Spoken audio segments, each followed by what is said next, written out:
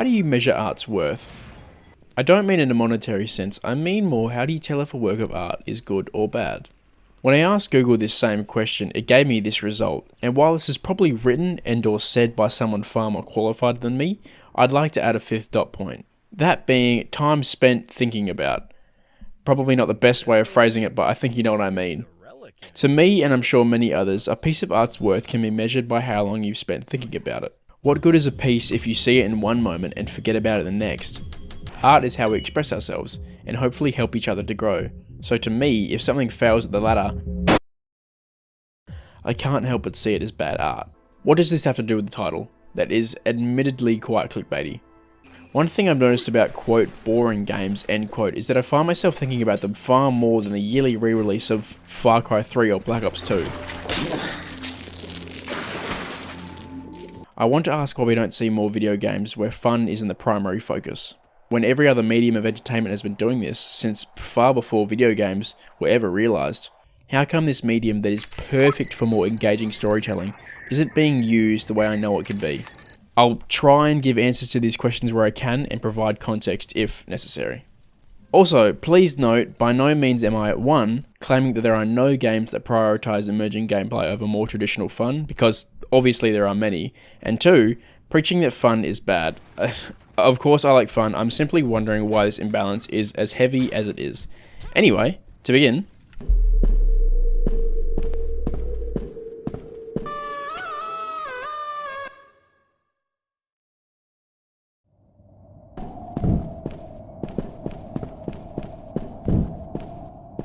one of the most obvious reasons as to the heavy imbalance is really quite simple.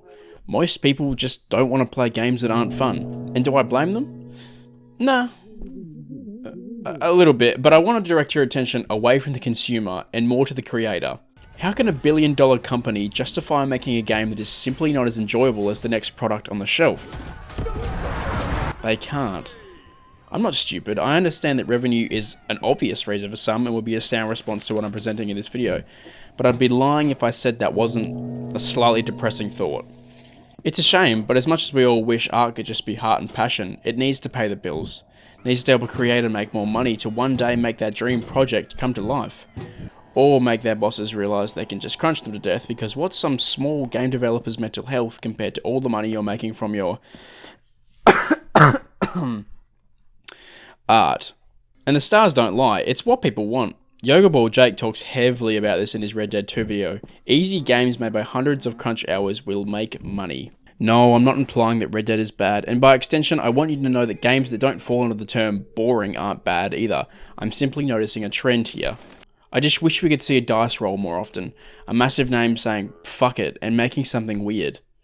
In shorter, money always has been and always will be the biggest contributing factor to anything and everything, and video games are no different. Pushing the boundaries of interactive entertainment and the risk of losing some of that precious money is simply too scary for big game developer companies. So what do they do instead? I am starving. This is slightly off topic and will be fairly short, but I feel it's necessary to mention that it's not uncommon now to see blatant recycling in the video game market. The most prominent name and first to come to my mind is Ubisoft, releasing sequels that are incredibly similar to their previous games, ones that somehow turn out worse. By no means is Ubisoft alone in this trend. Activision stick to their guns, literally, and even a more recent offence comes from Blizzard with the release of Overwatch 2. With this product's debut, Blizzard also promised a PvE mode, one reminiscent of PvE greats like Left 4 Dead 2, until ultimately that plan was scrapped and customers were left with something that might as well be called Overwatch 1.5. I exaggerate. They did do plenty to differentiate the two. Debatable on whether or not it was enough, but I digress. What I'm really saying is this. To me, at least, it's clear the Far Cry franchise is trying to catch the Far Cry 3 magic. Assassin's Creed, the spark from 2. Call of Duty, whatever, take your pick. And Overwatch 2, ideas and concepts from legends in the medium, only to scrap them and abandon ship. And what I think is funny about this is that these games are just kind of boring. In the pursuit of trying to catch lightning in a bottle again, these names and franchises just kind of forgot to be fun. So, boom, I get boring games. Happy me. No. Sad. That's not even fucking funny. This kind of boring is not what I mean. Not necessarily bland or unexciting, just less fun focused, and perhaps more experience orientated. In fact, these examples I'm going to use are fun, but in a more untraditional way. Our first example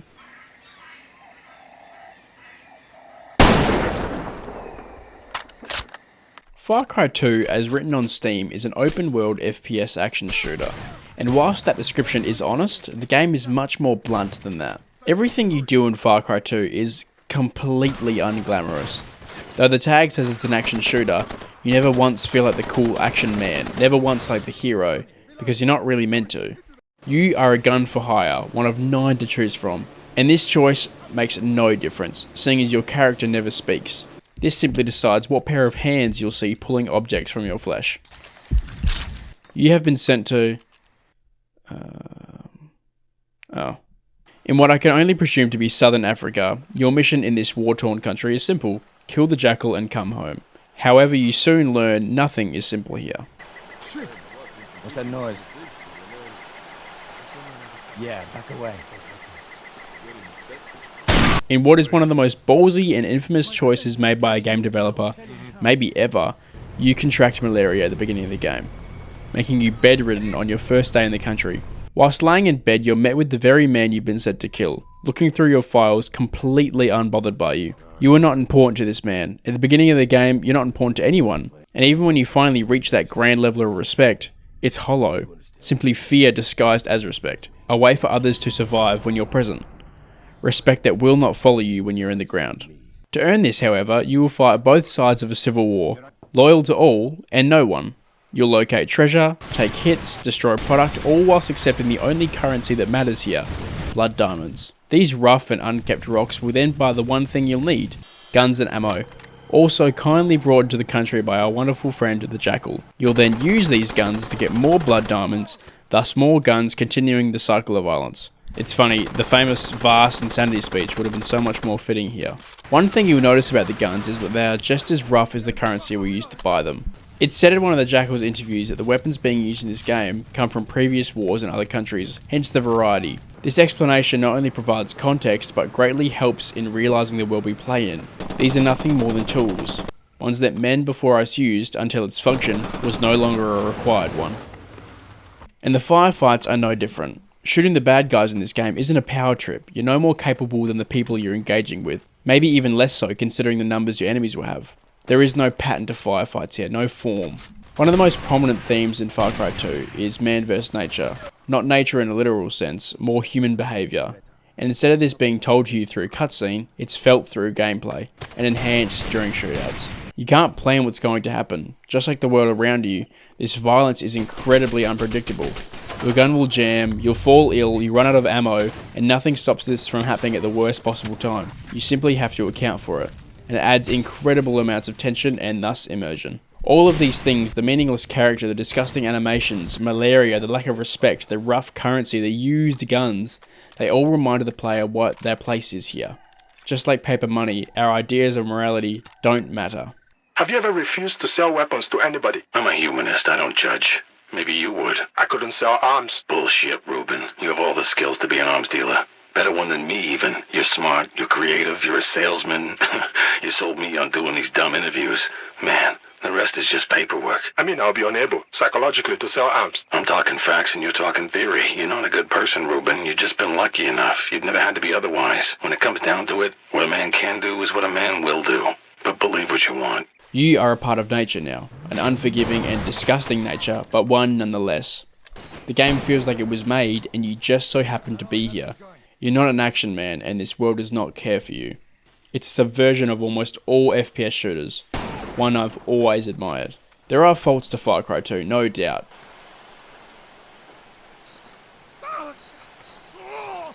Design choices some may see as unnecessary, and a world that presents itself in a very unflattering way. Yet this game and its presentation is something I always find myself thinking about, despite and because of its flaws.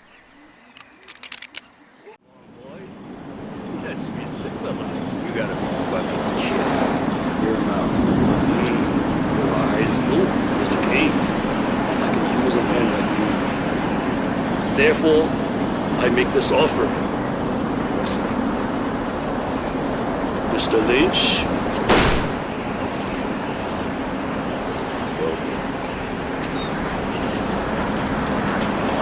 Shit, Lynch! What was that? What the fuck was that? Fucking believe it! Fuck! In recent years, Kane Lynch 2 has had somewhat of a comeback. Not in a the game was good all along way, more the game is important and always has been kind of way. Dog Days is not good. I'm serious. If immersive gameplay is what makes Far Cry 2 so meaningful, bad gameplay is what makes Kane Lynch important. Oh shit! What? What the fuck? It seems as of late people have been seeing Dog Days as a sort of critique, a game so focused on killing and gore and ugliness that it is almost nauseating. Charlie from Purposeless Rabbitholes has made an incredible video on this, one I would highly recommend, but I want to parrot a point he makes in that video. That point being, no button on the controller serves any purpose other than murdering or moving towards more murder. You will do nothing but shoot people for 4 hours, with third-person shooting mechanics that even for the time were nothing special.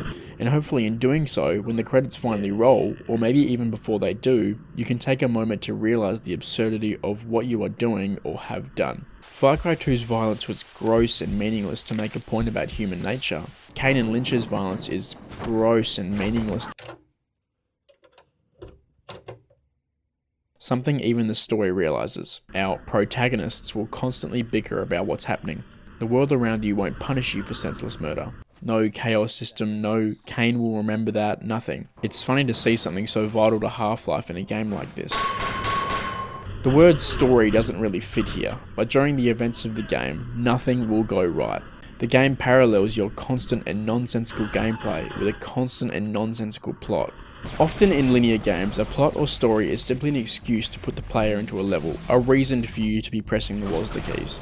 How well a story can justify these playgrounds is often how well a game can immerse the player. Is there a reason I'm in a zombie town with a gravity gun, other than the devs thought it would be fun? Yes. Providing a narrative answer to this question keeps the player immersed and invested in both the gameplay and the story. But when done badly, it creates a disconnect between player and protagonist, and often in shooters, the narrative justification is either non-existent or piss weak. Which category do you think Kane Lynch falls into? Get the fuck off of me! Don't let them hurt me! Over the span of the game, you will constantly be placed into firefights with little to no reasoning nor setup, and it all feels like a cheap excuse for me to hold the M1 key and do what I've already been doing for 2 hours. But that's the point. Whilst playing this game for footage, I couldn't help but just tune out. I didn't care if the plot sucked, I didn't care about the constant violence, I was so numb until I realised that's the point. Video games, especially of the time, had just become so uncaring. Dog Days uses this boring gameplay to ask the player, should this really be the norm? Is this all you expect from interactive art? And in a game like Kane Lynch, these questions are sobering, for lack of a better word. No one heard the shots. I want to say this game is not all terrible. The choice to have the player look through the lens of someone recording what you're doing is actually really cool. I love the way the screen tears, the speakers peak, and the constant artificial light makes everything look grimy and unnatural. It was a really clever design choice, one that I wouldn't mind seeing in more games. Kane Lynch 2 Dog Days may not be winning any Game of the Year awards. Ever. Shit, lose it! I don't fucking care! I'm fucking naked! Fucking people screaming, shooting, scary! But I also think that it has been responsible for some incredible games. Ones that learnt from Kane Lynch. Ones that expected more. Kane Lynch isn't a good game, but definitely an important one.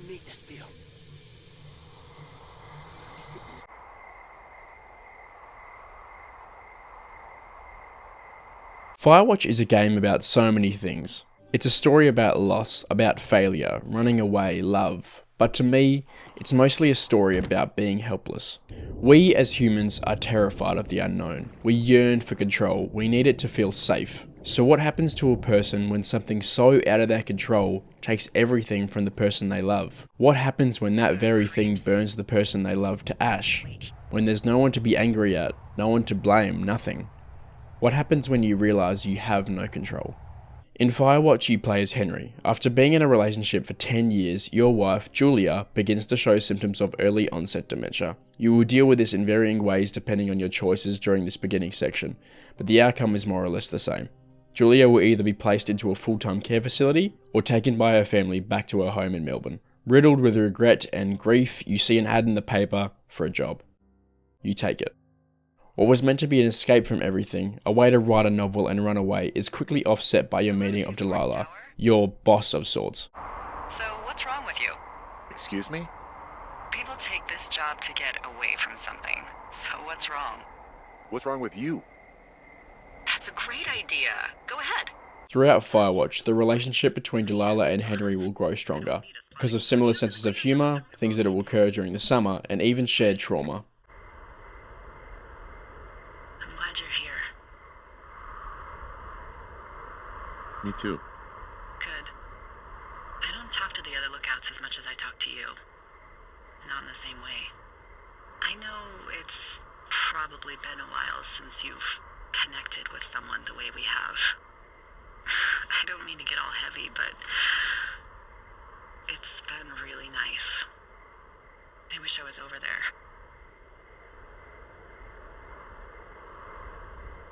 It'd be nice to be near somebody. We could talk without these radios. We could, you know.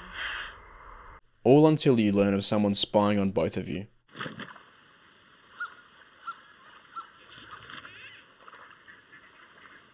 What the... D, I found a clipboard down here and there's something strange going on. At the lake? What's up? Someone has written down what we said to each other, have been saying. That doesn't make any sense. I don't talk to the other lookouts as much as I talk to you, not in the same way. No way. Wait, hold on. Something's out here. Henry, I'm worried. You didn't find and eat any mushrooms, did you? I mean, they can be fun, but also, you know, devastating. Regardless, just let me know, okay?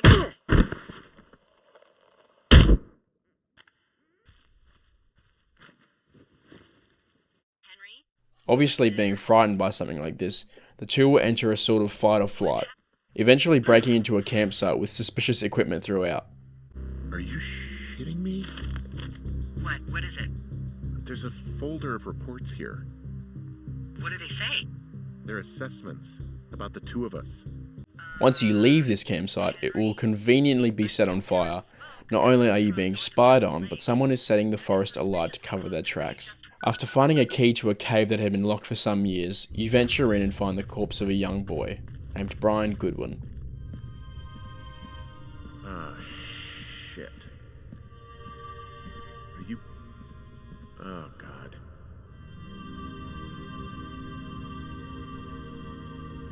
You fell. Your stuff gave out. Oh, you poor fucking kid. You're Brian Goodwin. Oh, no. God. Poor kid.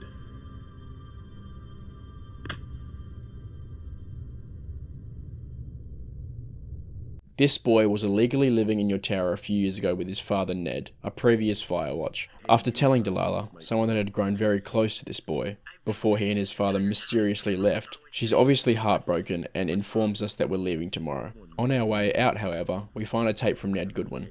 He explains he didn't kill his son and it was all an accident, and instead of going back to civilization, somewhere he already felt he didn't belong before the death of his son, he decided to stay in the forest as a hermit.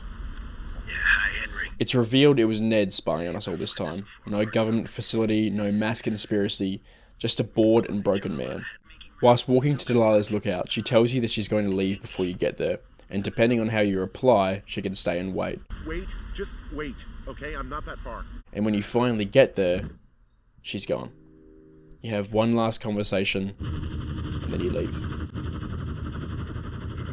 I want to say this quick synopsis, or any synopsis of this game at all, cannot do justice to this game, and I would wholeheartedly recommend that anyone experiences it for themselves. I said at the beginning I feel this game is about helplessness, a theme that is instilled into the player through expectation. Video games, and by extension their narratives, can be anything. There is simply no limit to what this medium can achieve, so why would it ever choose to be mundane? Whilst playing Firewatch for the first time, I waited patiently for the conspiracy to unfold.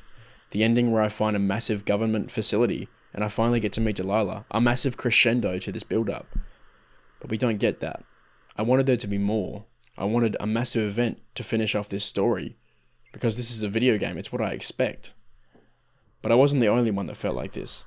Just like me, Henry wanted this. Something to take his mind off all the things he's left behind. Something to give him purpose again. Something to give him control. This decision to have a purposeful anticlimax brought Henry and I closer together.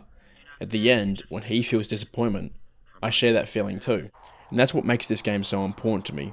That's why I always find myself thinking about it. If this title had some cheesy dramatic ending, I doubt I would love it as much. Firewatch uses boring to bring you and the protagonist so close together that you share the same disappointment, and what an emotion to share. It uses boring to highlight and remind us that stories can be so much more than simply fun. Shows us how important the mundane is. Shows us that sometimes we dig our own rabbit holes, create our own narratives, and jump to conclusions because of expectations. Firewatch is a game about many things. So many things that it makes it difficult to write about. It's my favourite game of all time for many reasons. More than just the reason it's in this video. I think Firewatch is a boring game. But I also think Firewatch is a perfect game.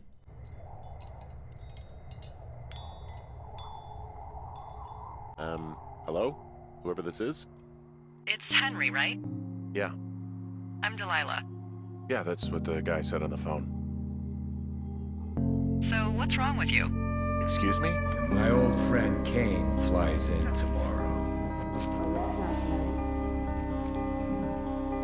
Hey sir, sorry for the delay. So you're going to a hotel in Pala? Yeah, I know the place. It's lucky for you, Pala has only one hotel still working. I was thinking about the good ones. It just struck me that if anything weird like this happened to them, happened to Brian, just how scary it would have been. Kid just looked tired, just beaten down, ragged, tired, old. Kid that age shouldn't look like that. We've been causing each other a lot of headaches. Shit! What? What the fuck? Escaping isn't always something bad. Yeah, sure. But sweetheart, if you don't see me, I want you to know. You know, I thought about going back, having to answer questions, and having to get them put in the ground, and I didn't see the point. I love you. We don't have a lot of time left out here, and if we don't find some fucking answers, when they lift us out of here, it's gonna be in handcuffs. When it comes down to it, what a man can do is what a man will do. But believe what you want. Don't come looking for me. Sorry about your wife. Once you get the cargo to Africa, you'll get paid. You do what you want. There's no reason for us to stick together. Yeah? And there's no reason for me to stay. I lost everything. You screwed it all up. Why do people always die around us? You see that plane? You see that plane? There better be a fucking plane. You know, there's a book I read a long time ago. Still think about it every day. It talks about men, or what motivates them. Simple, really. A living being seeks above all else to discharge its strength. Life itself is will to power. Nothing else matters. Chief was just a PTSD a-hole who dragged Said she's fine, okay? Don't start fucking around. Okay, I'm sorry. So, how'd you like Shanghai, Kane? It's fucked. I hate it.